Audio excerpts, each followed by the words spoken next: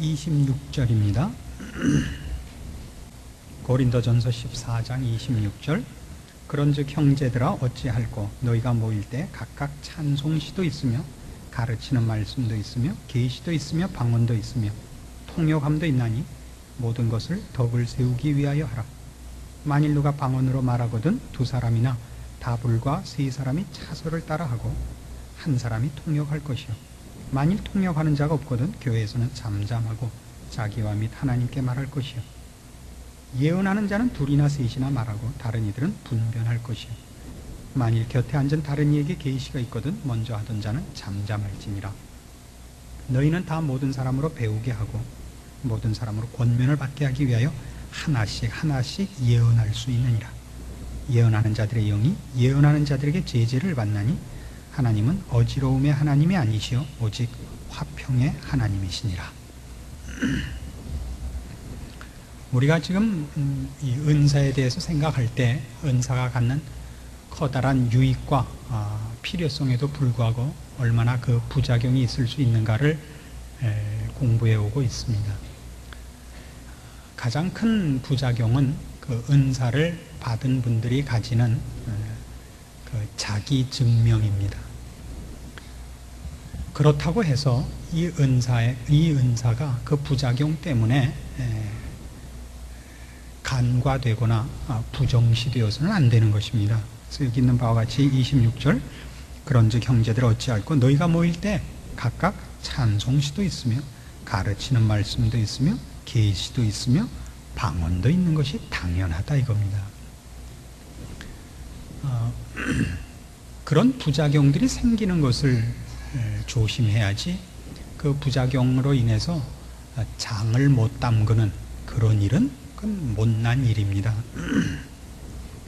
그러나 이 잘못들은 이제 우리가 살펴보는 바와 같이 은사만의 문제가 아니고 신앙 전반에 걸친 하나의 지혜고 기준이고 원리인 것을 우리가 지금 배워나가고 있습니다.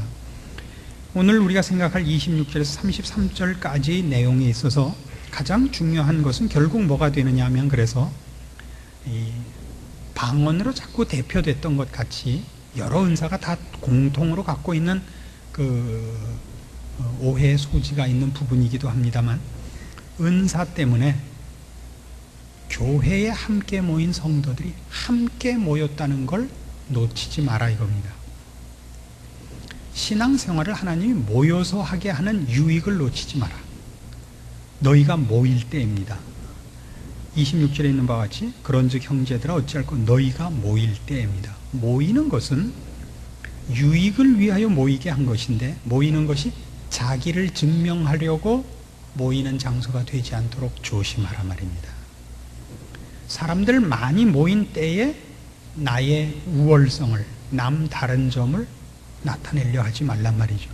그래서 모인 것에 모인 모든 성도들을 유익해 하려고 준 것이 은사다 이겁니다. 그래서 은사의 가장 큰 문제는 우리가 잘못 사용하는 문제점이 있다면 뭐냐 그러면 함께 모인 것을 놓치는 것이다 이거죠.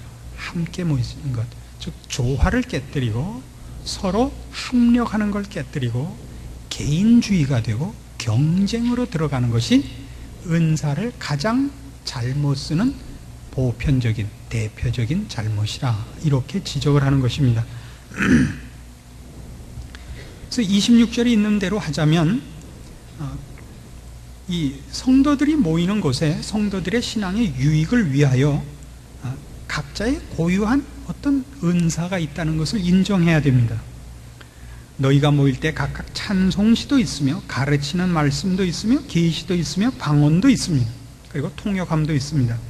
그래서 오늘날 우리 교회의 모습을 보자면 성가대도 있고 교사도 있고 그렇죠.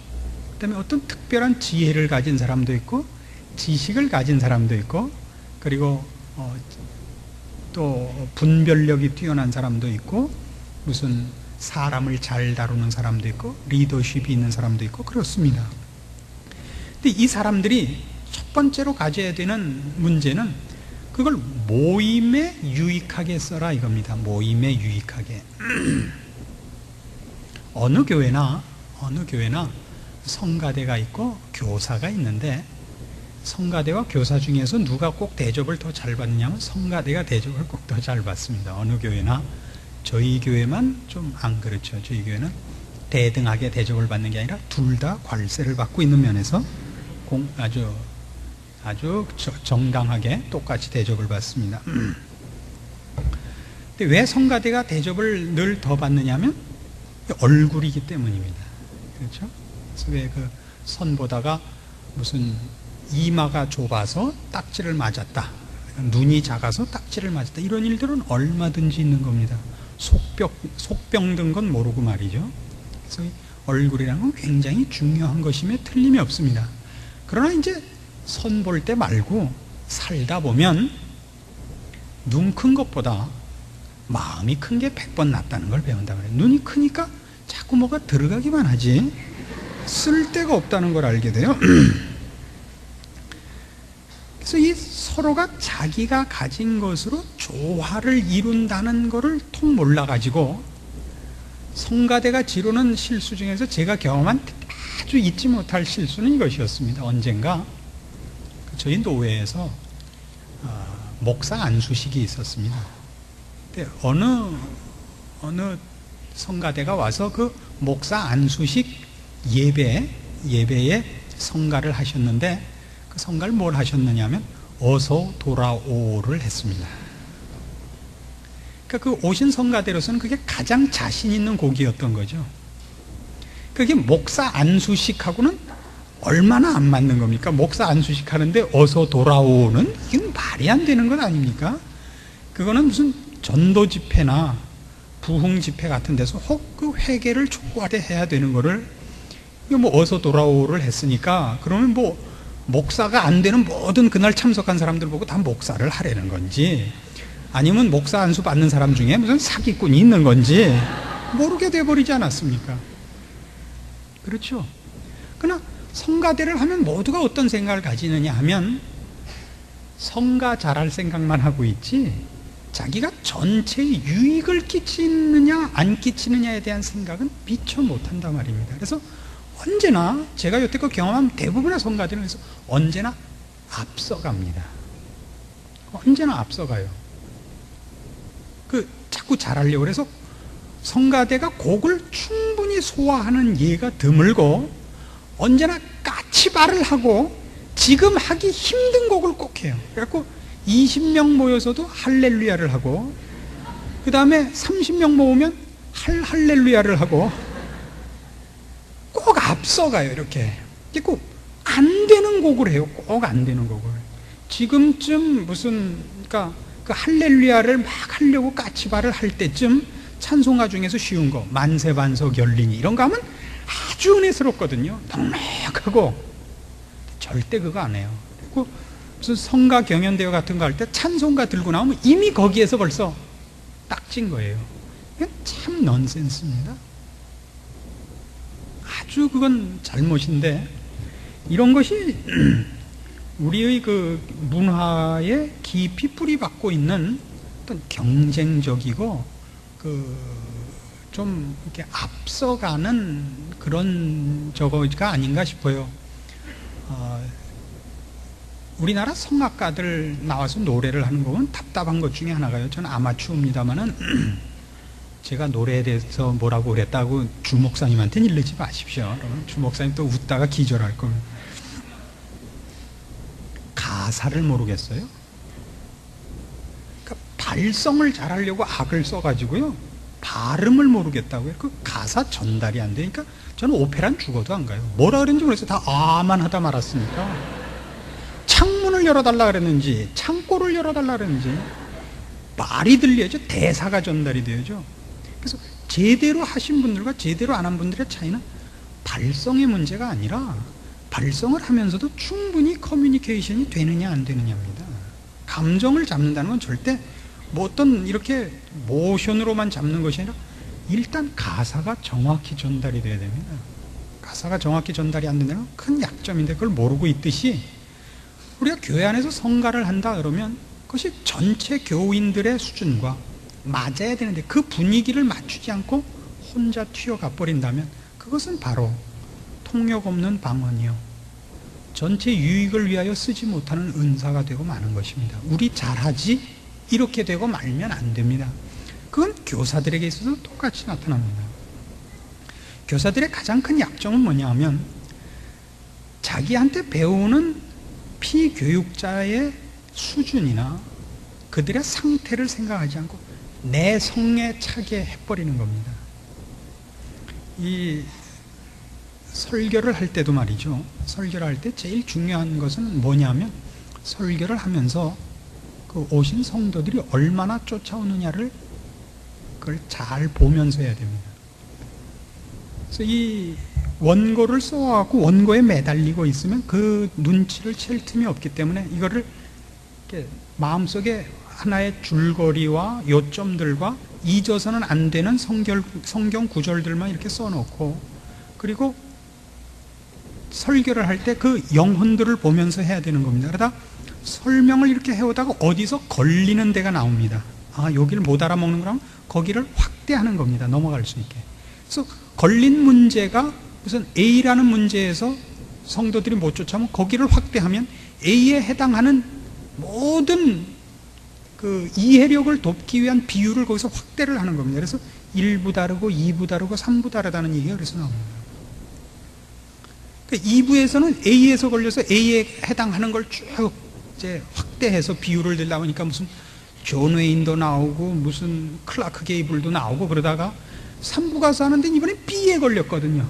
그래서 또 최민수도 나오고 최불암도 나오고 그렇게 되는 겁니다. 그건 그때마다 다른 거죠. 어디에서 걸렸느냐에 따라서 나 좋도록 누구는 무슨 말했고 누구는 무슨 말했고 해갖고 나열을 하고 자기 잘난 척 이게 설교가 아니듯이 교사란 자기가 얼마나 많이 준비했느냐가 전부가 아닙니다.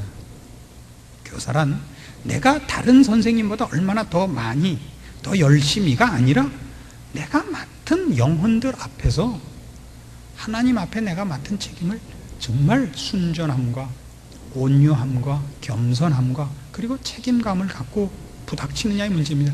그때에 준비해야 되는 게 실력 이전에 자기가 맡은 일이 전체 중에 하나란 말입니다.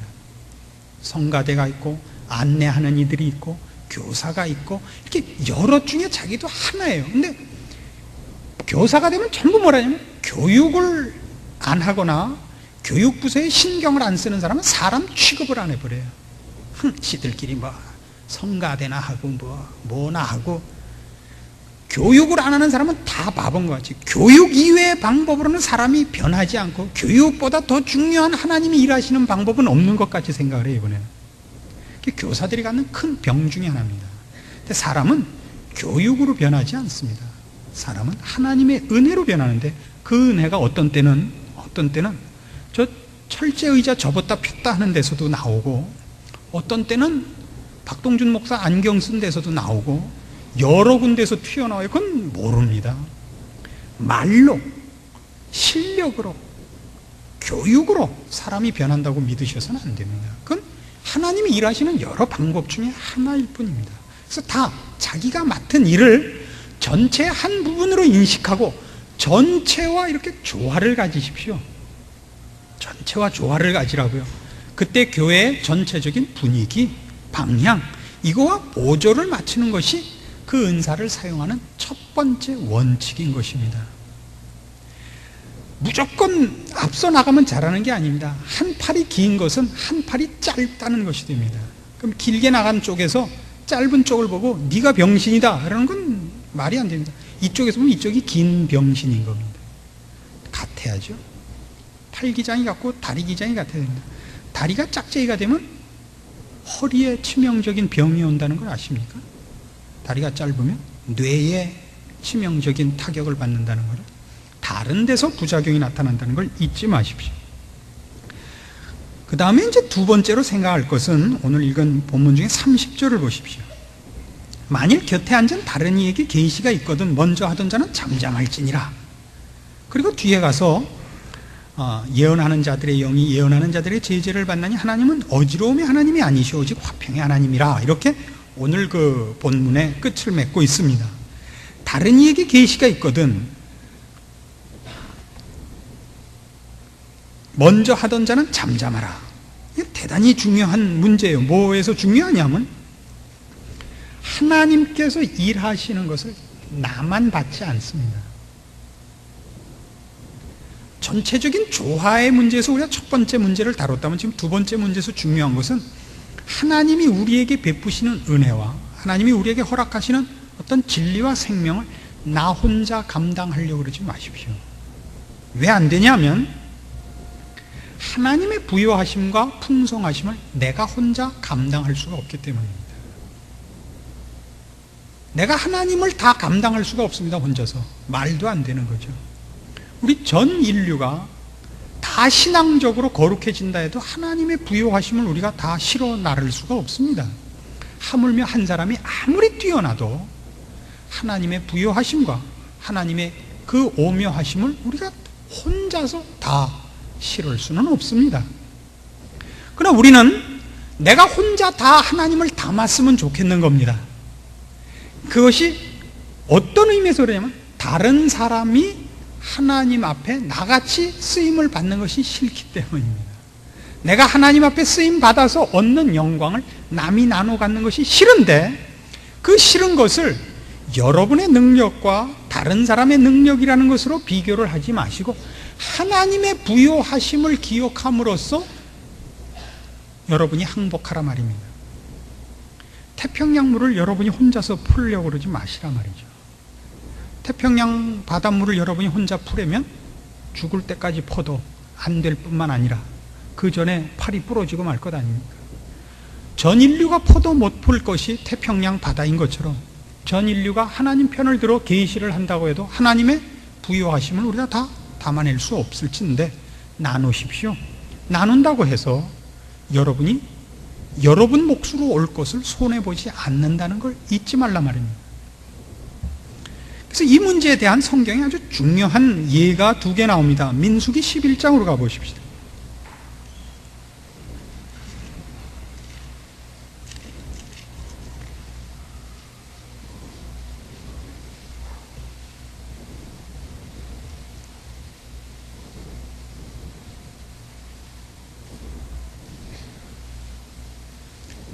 민수기 11장 24절입니다.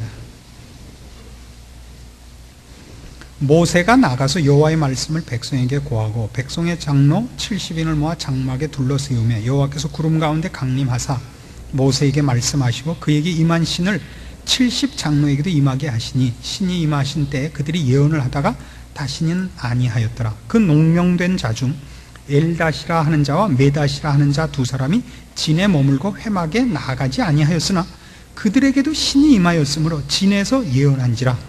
한 소년이 달려와서 모세에게 고하여 가로되 엘닷과 메닷이 진 중에서 예언하더이다 하매 택한 자 중 한 사람 곧 모세를 섬기는 눈의 아들 여호수아가 말하여 가로되 내 주 모세여 금하소서. 모세가 그에게 이르되 네가 나를 위하여 시기하느냐? 여호와께서 그 신을 그 모든 백성에게 주사 다 선지자 되게 하시기를 원하노라. 이게 그 첫 번째 기억할 사건입니다. 이스라엘 백성이 출애굽한 이후에 자유를 찾은 것은 좋았는데 그 행로가 너무 고단하기 때문에 불평을 하기 시작했습니다. 그래서 우리가 고기를 못 먹었다. 그때 애굽에 있을 때는 먹고 싶은 걸 다 먹고 살았는데 여기 자유를 얻었으나 고기 한 번 제대로 못 먹으니 이게 자유를 얻어서 뭐 하느냐? 그래서 그 모세가 하나님 앞에 들어가서 백성들의 불평을 진정합니다. 이들이 고기로 인하여 불평합니다. 하나님께서 고기를 실컷 먹게 해주겠다 하면서 그때 그 각 지파의 대표 장로들을 이 성막으로 불러라 그럽니다.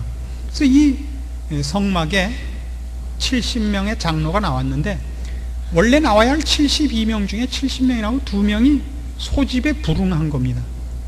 하나님께서 모세에게 그 성령을 허락하시면서 거기 나온 함께 모여섰던 모든 장로에게도 성령을 허락하사 예언을 하게 됐는데 거기에 소집에 응하지 않은 두 엘닷과 메닷에게도 하나님의 신이 임하여 예언을 했던 것입니다. 그걸 누가 와서 고자질했고 그 얘기를 들은 부관, 모세의 부관 여호수아가 질투를 한 것입니다. 우리 말을 듣지 않았으니 저들에게 못하게 하십시오. 모세가 하는 대답이 이겁니다. 네가 나를 위하여 질투하느냐 이겁니다. 네가 나를 위하여 질투하느냐. 나는 하나님께서 우리 모든 백성에게 성령을 주시고 모두가 예언하게 하시기를 원하노라. 이걸 놓치지 마십시오. 사람들은 나와 같은 일을 누군가가 하면 내가 받을 몫에서 띄어서 그 사람을 줬다고 자꾸 생각을 해요. 그래서 경쟁을 하는 겁니다. 우리 모든 경쟁은 그거 아닙니까?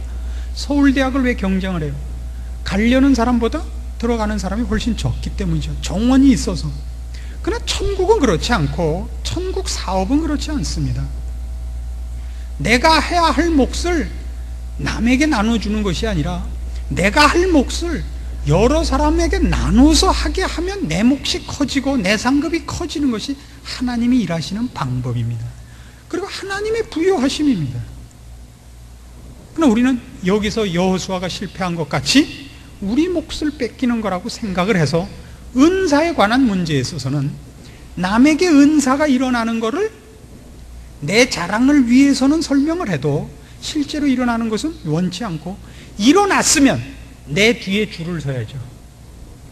내 도움을 받아서 내 뒤에 줄을 서야지 그 은사를 나 아닌 다른 데서 받아갖고 오면 우리는 인정을 안 하는 겁니다. 그래서 그 중에 하나로 그 구원 확신 문제도 그런 오해를 샀었어요. 자기가 체크를 해서 확인을 해야, 자기가 도장을 찍어줘야 그 구원은 진짜지, 아무리 예수를 믿는데도 그건 아니래요. 자기가 도장 찍어주기까지는. 그래서 남이 예수 믿고 구원 받았대는데 내가 체크해야 됩니다 라는 그 영적인 교만이 상당히 많이 우리에게 피해를 줬던 것을 우리가 실제로 경험하였습니다. 신약에 오면 마가복음 9장에서 예수님께서 친히 이 사건의 하나의 예를 만드십니다. 마가복음 9장 38절입니다. 요한복음 9장 38절. 요한이 예수께 여짜오되 선생님, 우리를 따르지 않는 어떤 자가 주의 이름으로 귀신을 내어 쫓는 것을 우리가 보고 우리를 따르지 아니함으로 금하였나이다. 예수께서 가라사대 금하지 말라. 내 이름을 의탁하여 능한 일을 행하고 즉시로 나를 비방할 자가 없느니라. 우리를 반대하지 않는 자는 우리를 위하는 자니라. 누구든지 너희를 그리스도에게 속한 자라 하여 물 한 그릇을 주면 내가 진실로 너희에게 이르노니 저가 결단코 상을 잃지 않으리라. 이 마음을 제발 좀 가져주십시오. 이 마음. 그 기독교 문화가 뿌리를 내린 서양에서 제일 그 사랑하는 신자가 누구냐? 그럼 요한입니다. 그렇죠? 요한을 제일 사랑하죠. 그래서 그 서양의 요한이라는 이름이 얼마나 흔하냐 하면 미국식, 영국식으로는 존이고, 독일어로 하면 요한이고, 불어로 하면 장이고, 이태리어로 하면 주앙이고, 스페인어로 하면 후안이고, 러시아어로 하면 이반이고, 그게 다 요한입니다. 그리고 오죽하면 우리나라 똥개 이름도 쫑 아닙니까? 쫑이었지 않습니까? 쫑. 이게 다 요한입니다. 이게 전부 요한인데, 우리가 그 요한을 대단히 높이 평가를 해요. 요한복음을 썼고, 요한복음 자체가 생명과 진리와 사랑을 주제로 삼고 있기 때문에 요한이 그런 사람인 줄 알고 있는데, 실제로 복음서를 보면 요한은 대단히 성미 급하고 괴팍한 사람이었습니다. 그래서 그가 어떤 별명을 가지고 있었냐면 우레의 아들입니다. 우레의 아들. 그 천둥 같은 사람이에요. 천둥. 그 수호지에 보면 그 요한하고 똑같은 별명을 가진 사람이 나옵니다. 수호지에 그 102명의 그 두령 중에 진명이라는 그 두령이 나오는데, 그가 병력화 진명입니다. 진명, 그래서 어느 여학교 이름 같아갖고 이름 자체로는 상당히 이렇게 순해 보이는데 별명이 병력화. 그러니까 뭐예요? 번개불이에요. 번개불. 요한이 그런 사람이에요. 그래서 여기뿐만 아니라 다른 데서는 또 뭐라 그랬냐면, 주님이 어떤 마을을 지나가려고 하는데 그 마을에서 못 지나가게 했어요. 주님을. 그러자 요한이 나서서 뭐라 했냐면, 주님, 하늘로 쫓아 불을 내려서 저 마을을 태워버릴까요? 이렇게 제안했던 사람이 요한입니다. 그 요한이 나중에 바뀌어서, 그래서 어느 사도보다도 더 생명과 진리와 빛과 그리고 이 사랑에 대하여 그가 더 많이 언급을 하고 권면을 하고, 요한 1서 2서 3서에서 보는 것 같이 사랑을 논하게 된 것입니다. 그래서 우리도 마찬가지입니다. 우리는 예수를 믿는 것도 대단히 경쟁적입니다. 그렇죠? 그래서 교회 안에서 무슨 일을 하면 일도 경쟁적이고, 이번에 무슨 부서에서는 얼마를 들여서 뭘 하기로 했다고, 우리도 질세라, 우리 부서도 얼마. 그 다음에 뭐 이제 무슨 교회 이제 새로 짓거나 무슨 시설을 하거나 그러면, 그래서 헌금도 어떻게 그 유도를 하곤 했냐면, 강대상 내실 분, 강대상 나왔습니다. 피아노 내실 분. 그때 손 안 들면 바보 되는 거예요. 그렇게 이상하게 경쟁적이에요. 그래서 모든 성도가 원하는 건 그 경쟁에서 이길 힘을 달라 그랬다고요. 신앙도 자꾸 힘을 달라 그래요. 능력을 달라 그러고 경쟁적이라고요. 성경은 끝까지 뭘 가지라냐면 자꾸 마음을 가지라. 너희 안에 이 마음을 품으라. 너희 안에 이 마음을 품으라 해요. 너희는 나를 본받는 자들아. 나는 내 형제가 고기로 인하여 실족을 한다면 난 평생 고기도 안 먹겠다. 이 마음, 너희 안에 이 마음을 품으라. 곧 그리스도 예수의 마음이니 그는 근본 하나님의 본체시나 자기를 비워 종의 형체를 가져 사람의 모양으로 나타나서 죽기까지 복종하시고 십자가에 죽으시기까지. 근데 그런 건 안 하고 좀 능력 경쟁적이라 말이죠. 그래서 은사도 그런 경쟁의 차원에서 자꾸 은사가 능력과 하나님 앞에 내가 점수를 더 받은 것과, 그리고 하나님 앞에 내가 더 쓸모있는 사람이라는 표로서 자꾸 필요하다는 것은 대단히 잘못 가고 있는 신앙이다 이겁니다. 그래서 여러분은 능력이나 실력으로 가지 마시고 그 열심으로도 가지 마십시오. 신앙 인격으로 가시고 성품으로 가셔야 됩니다. 그래서 다시 본문으로 돌아오셔서 우리 지금 읽는 고린도전서 14장에서는 그래서 오늘 이렇게 결론을 냅니다.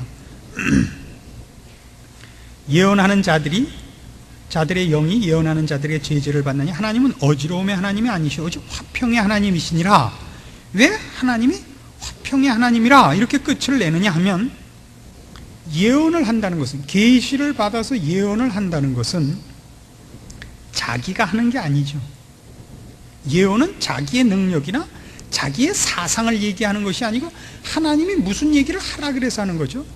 선지자라는 말은 우리가 그 오해하는 것 중에 먼저 선자에다가 알지자를 쓰는데 그건 잘못 쓰는 겁니다. 사실은 선지자라는 뜻은 앞선 것을 예언한다, 앞선 것을 미리 알고 얘기한다는 의미에서 예언자로서 그 개념을 보통 갖고 계시는데, 성경에서 선지자라는 것은 그 지자가 알지자가 아니라 땅지자를 써야 맞습니다. 선지자가. 왜냐하면 선지자의 원래 개념은 그 장소적 개념에서 누구 앞에 섰다는 뜻입니다. 그러니까 선지자라는 건 하나님 앞에 선 자라는 뜻입니다. 하나님 앞에서 말하는 자, 하나님의 말씀을 전달하는 자라는 개념이지 앞에 될 사건을 전하는 자라는 뜻이 아닙니다. 근본 개념이 말이죠. 그래서 그가 어떤 하나님께 무슨 메시지를 받고 그 계시를 우리에게 알리는 것이라면 하나님의 말씀을 부탁받아서 전달하는 메신저에 불과한데, 예언하는 자가 마치 자기가 그 말을 만들고 그 일을 결정한 것 같이 얘기하는 건 얼마나 말이 안 되는 것이겠습니까? 그러니까 내가 무슨 얘기를 하고 있는데 옆에서 누가 또 한다. 그럼 그게 선지자 된 것, 계시를 받은 것, 이런 은사를 가진 것이 경쟁적일 때는 내게 더 중요하다, 아니다, 내게 더 중요하다는 경쟁이 있어서 서로 충돌이 되지만, 둘이 만일 정당한 의미에서 이 은사의 근본 정신을 안다면 하나님께서 A라는 사람에게도 지금 무슨 말을 시켰고 B라는 사람에게도 무슨 말을 시켰다면, 내가 받은 얘기는 조금 아까 받아서 내가 지금 하고 있는데 그때 여기 누가 계시를 받는다면 먼저 나온 얘기보다 뒤에 나온 얘기가 더 결정권이 있는 것 아닙니까? 그 먼저 한 사람이 기다리고 뒤에 한 사람이 계시를 경청해야 되는 겁니다. 왜요? 하나님이 시키는 말이고 하나님이 하시는 말씀이니까. 우리가 광고를 낸다고 해보십시다. 여기 누가 올라와서 광고를 하고 있는데 저기서 잠깐 그리고 무슨 쪽지가 올라오면 광고하다 중단하죠. 왜요? 이건 아까 받은 광고고 잠깐 그리고 새로 올라오는 쪽지가 있다면 여기 앞에 것을 변경하거나 보충하는 뭐가 있을지 모르죠. 그렇지 않습니까? 거기서 바로 하나님은 어지러움의 하나님이 아니시오 오직 화평의 하나님이라는 말 속에 감추어져 있는 중요한 원리가 나옵니다. 계시를 맡았다는 건 누구 걸 맡은 것이며 얼마나 중요한 직책입니까? 자기 말을 하는 것이 아니요 자기를 증명하는 것이 아니라면 그는 그 말씀을 시키고 그 메시지를 맡긴 분 앞에 온전히 복종해야죠. 그렇지 않습니까?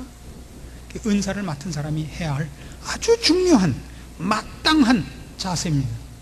이걸 잊지 않아야 됩니다.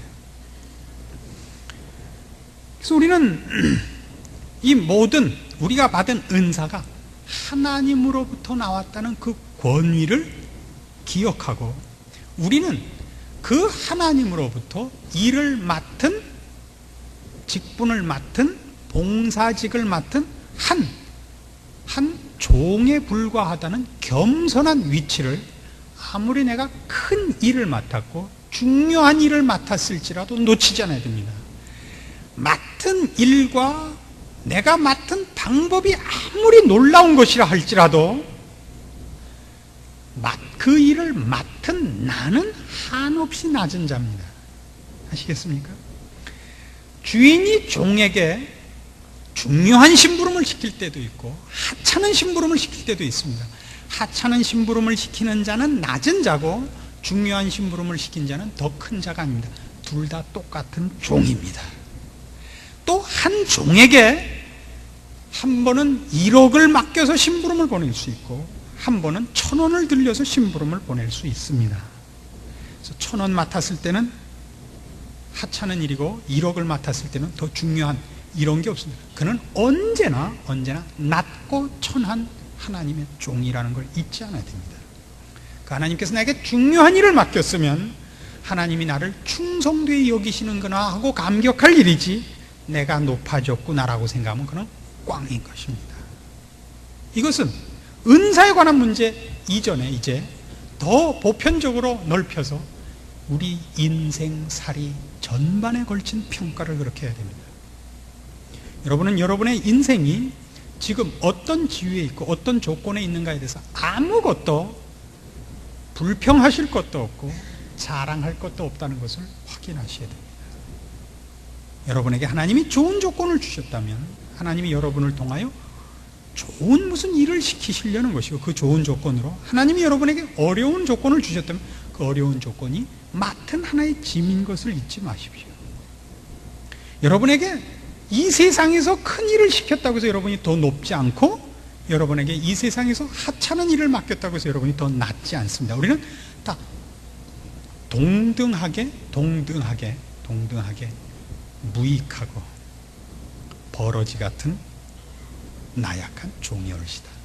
하나님이 우리를 귀히 여기시고 중한 일에 불러주셨을 뿐입니다. 이 겸손함과 이 신앙의 원리를 기억한다면 여러분의 인생이 아무리 어렵더라도 여러분은 감사하셔야 마땅하고 아무리 높아져도 여러분 또한 겸손하셔야 마땅합니다. 기도하십시다. 하나님 아버지 은혜를 감사합니다. 하나님께서 우리에게 모든 것을 주셨습니다. 우리에게 생명 주셨고 영생 주셨고 하나님의 자녀라는 이름을 주셨고 영원한 나라의 기업을 있게 하셨고 이 세상을 사는 동안 주의 나라를 위하여 일꾼으로 봉사할 수 있게 하셨습니다. 그러므로 맡은 자에게 구할 것 충성이라 하신 것 같이 우리가 할 일은 충성밖에 없습니다. 내 옆 사람과 우리가 가진 것을 비교하거나 경쟁하지 말게 하시사 우리의 마음에서 교만을 꺾게 하시고 어리석음을 물리쳐 주시고 충성된 마음으로 감사함으로 인내하고 순종하고 그리고 오직 하나님이 영광 받으시는 것을 기뻐하는 지혜로운 청지기로 살아가게 하여 주시옵소서. 아무도 자신을 남보다 낮게 여기지 말고 남을 자기보다 낮게 여기고 그리스도의 마음을 품어 낮아지고 겸손해지고 온유해지고 순종하되 그리스도께서 죽기까지 복종하신 자리까지 가서 세상에서가 아니라 우리 하나님 앞에서 칭찬받는 충성된 청지기의 인생을 감당하는 저희들 다 되게 하시옵소서. 예수님의 이름으로 기도합니다.